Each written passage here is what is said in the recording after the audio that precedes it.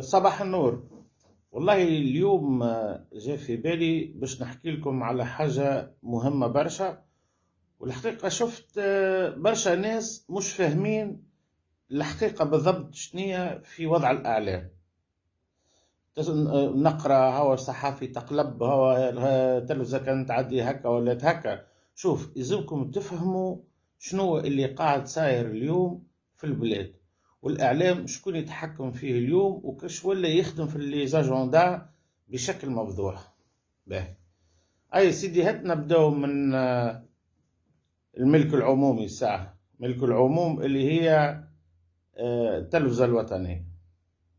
التلفزة الوطنية هذه يرأسها المدير العام للتلفزة الوطنية، اللي عنده الوطنية الأولى والوطنية الثانية. الوطنية الثانية ما نحكيوش عليها، هذيك تخدم في المجمر. نحكيو على الوطنية الأولى. خط واضح، مدير عام تم اختياره على المقاس، كان يخدم في الجزيرة، ثم خدم في قناة ليبية تبث من تركيا مع عبد الحكيم بالحاج، وبعد بقدرة قادر تسند له الإدارة العامة للتلفزة التونسية. ومش هذا برك يا سيدي، السيد العظيم هذا الاكسترا تيرستر عنده عامين زاد شهادة الإذاعة الوطنية. والإذاعة الوطنية فيها 5 إذاعات مركزية و5 إذاعات جهوية، وبيانتو مش تزاد معهم الزيتونة. يعني السيد هذا عنده تلفزة وطنية وطنية 2 و10 إذاعات، وعامين ما يتسدش الشهور في الإدارة العامة للإذاعة الوطنية، لأنه السيد هذا هو شدد هو الكل. هذاك علاش كي تشوفوا حالة تردي في المادة الإعلامية، كي تشوفوا فما ناس ممنوعين كما أنا ممنوع من الحضور، معناها القناة هذه اللي الوطنية نورمالمون لازمها تكون محلولة للناس الكل، هذه بالاختيار. والسيد المدير العام ينجم يمنع، وصارت معايا وصارت مع برشا ناس يتصلوا بيك على أساس مش تحضر في حصة، وبعد يقولوا لك راهو سامحنا الحصة تنحات، وهي مش تنحات. وقد تعدى الاسم للمدير العام، المدير العام قال لا هذا ما يحضرش، لأنه هذا ما يحبش الأخوانجية، يلزموش يحضر، نحلوش المنبر للناس الكل. نفس الشيء فما ناس بالله أرحموهم شوي. نحكي على مريم بالقاضي،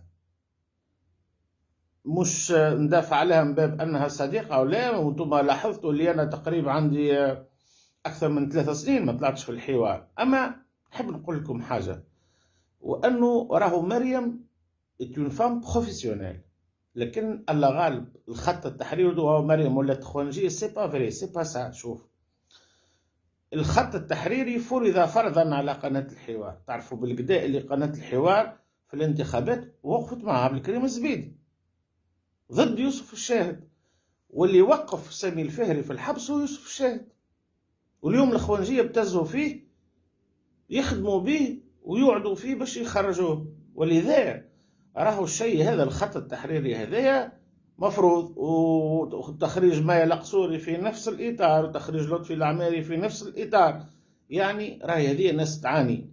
مش تقولوا لي معناها الكرامه قبل الخبز، لا سي با فري. ما يلزمناش واحد يحلم برشا ويكون معناها يتكلم في كلام مش منطقي. صحفيين فيهم انواع، فيهم ناس هذوك مهادنين وناس قفافه وناس ما عندهمش حتى وطنيه هذوك بطبيعتهم، لكن فما ناس اخرين لازمهم يوكلوا صغارهم، لازمهم يخلصوا كراهم، لازمهم يعيشوا. قل لي الكرامه قبل الخبز زي والذراري تموت ولا الملاك يخرجك والذراري تموت بالشر وما تقراش. هذم يتحكموا فيهم. اشرب ولا كسر قرنك. ما عجبتنيش تخرج كيما خرج محمد بوغلاب. علاش خرج من التاسع؟ ما هو على خاطر الخلاف نتاعو مع ابو بكر بن عكاشه وقت يعملوا في ليميسيون نتاع الانتخابات الرئاسيه. وابو بكر كان فرض على محمد بوغلاب انه يعطيه الاسئله اللي مش يوجهها للكانديدا سورتو وقت يوسف الشاهد قبل ما يوجهها له. بوغلاب رفض الشيء هذا خرج.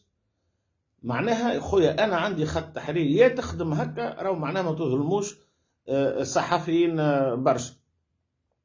نجيو للتاسع، او خلينا نخليو التاسع من بعد. حنا باع هذه معروفه، هذه حنا باع الموشره والاخوانجيه، هذه نتاع الاخوانجيه معناها خط واضح وما يجيبوش فيها اللي يجي، وهذوما كل يخدموا في الاجندار نتاع الاخوانجيه.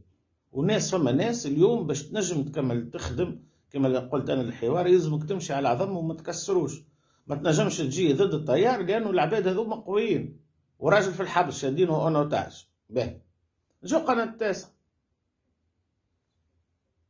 انتم شفتوا لطفي العماري في التاسعه في رونديفو نوف؟ مش لطفي العماري نتاع الحوار التونسي مع ميا القصوري ومريم بالقادم.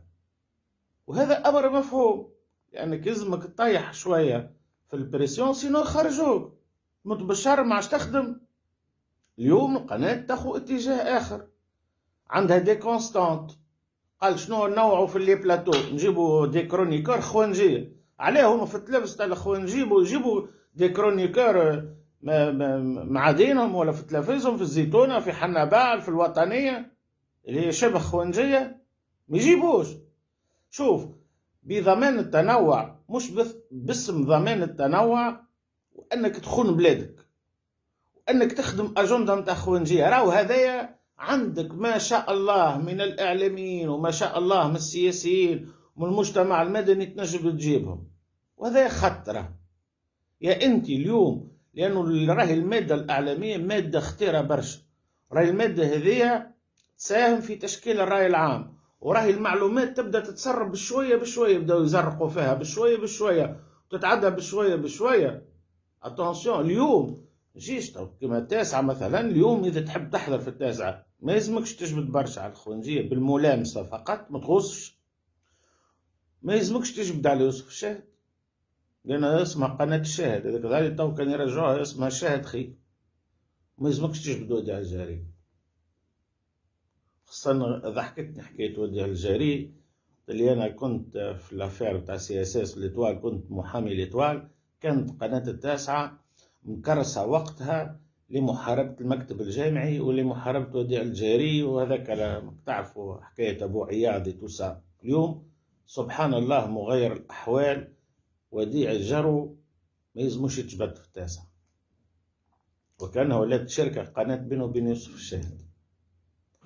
حتى أنا كي حضرت دانييرمون البارح تعديت الحصة مع نوف الورتيني في ان باساج اللي أنا حكيت كيفاش على السياسة متاع لجنة الصحة في كورونا، وحكيت كيفاش وديع الجاري تحدى الوزير وتحدى اللجنة وعمل الشامبيونا قبل ما اللجنة تعطي رايها.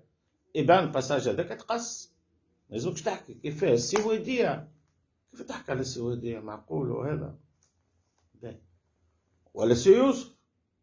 ما هو اتصلوا بي أنا التاسعة في الحملة الانتخابية الرئاسية، قالوا لي أنت معروف نوتوار تو قاعدة تدعم السي عبد الكريم الزبيدي، مش نعملوا ان بلاتو 5 جور بار سومين دورون توت لا بيريود تاع الرئاسية. وافقت، حضرت الحصة الأولى، حضرت الحصة الثانية، وبعد صحتوني لأني دخلت في يوسف الشاهد. سي مفدي المسدي ما عجبوش وقتها الموضوع، قال لهم هذا جاي يعمل هذا ضدنا. إذن راهو اليوم الإعلام يلعب في دور خطير ويلعب في دور قذر. احنا مش ضد التنوع، احنا مع التنوع او مع التنوع الوطني. ما نجيبوش الخونة وندافعوا عليهم وقال شنو باسم التنوع. لا سامحوني، نعم واحد ما يجيبش لي فيروس ويقول ما نمرضش ومش نبرة باش نقاوي المناعة تعبدني بدي فيروس قاتل. لا، فما يا مع الخط الوطني يا ضد الخط الوطني. وهذا الكلام اللي قلته انا في البرنامج تاع نوفل اللي تعدى البارح واللي انا سجلته قلت البارح، وقت اللي سأل هو حاتم بولابيار وقال له ما اختار عبير موسي، والسؤال كان موجه هو ولا رشد الغنوشي، وبطريقة فيها برشا تلاعب سي حاتم بولابيار وصل إلى أنه عبير موسي أخطر. وخذيت أنا الكلمة وجاوبت لمدة 3 دقائق وعلى الخط الوطني وعلى الخط الخائن العميل، وقلت أنه مش يكون هذا هو الفيصل في انتخابات 2024، وذكرت بالإنجازات الكبيرة نتاع رشد الغنوشي. إبان باساج هذاك تقص الكل، ما تعداش تعدى إلا بولابيار وقت قال عبير أخطر. معناها أنك تجيب بالله يسامحني. تو انتم اللي تهاجموا في عبير موسى، تو انتم في قناة التاسعة مازال عندكم معناها أمل أنه يوسف الشاهد مش يولي رئيس جمهورية 2024 توا تضرب وتنظف اضرب نظف. بيانتو شخت على سامي الفهري راه، وصدقوني سامي الفهري مش يخرج من الحبس قبل يوسف الشاهد بعد. تعرفوها الحكاية هذه. ملخص الحديث، ننصح اولا نحب نقول للمواطنين ما تهجموش برشا على الاعلاميين، لانهم ابريتو ناس يلزمهم يخدموا، خاصة في القطاع راهو ولا كي القطاع الخاص كي القطاع العام. معناها قبل كان الاعلام شوية مؤسسات اعلامية وعند الدولة عند النظام، تو كل واحد عمل نصبة واحدة وكل واحد يحكم وحده، راه متغير شيء. لانه المشكل هنا لانه ما نجموش نعالجوا المسألة الديمقراطية بعقلية استبدادية. واليوم لكن مالوريزمون كما فما صحفيين مجبورين باش يخدموا سينو يجوعوا، فما ناس اخرين قاعدين يخونوا، وخاصة فما مالكي مؤسسات إعلامية هما السبب الرئيسي في تدني المشهد الإعلامي، في نشر ثقافة الجهل، في نشر ثقافة الميوعة. وفما رؤوس أموال، لأنك اليوم كي تجي تعمل حصة محترمة ما تقص سبونسورينج، أما كي مش تنشر الميوعة والابتذال يبدأ سبونسورينج شادين عليك الصف يعطيوك الفلوس. il faut faire attention.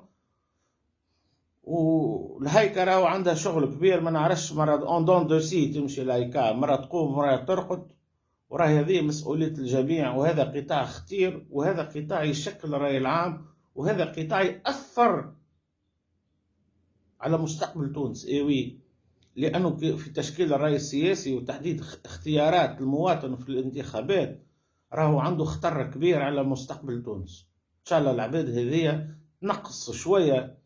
مالوريزمون ما نعرفش انا، الكل عندكم مشاكل خايفين ايكومبري، حتى نسمع توسينا بالقروي تنقد الحزب ولا تنقد التحالف مع الاخوانجي، ما عادش يعيط لك زاد كيف يعيط الائتلاف الكرامه والناس الوطنيين واللي هم ضد الاخوانجيه واللي هم في خط وطني ودافعوا عليه وكانوا في نفس الخط، هو بدل مش هما بدلوا، ماشي يجيب. ربي يهدي الجميع ويقفوا لبلادكم.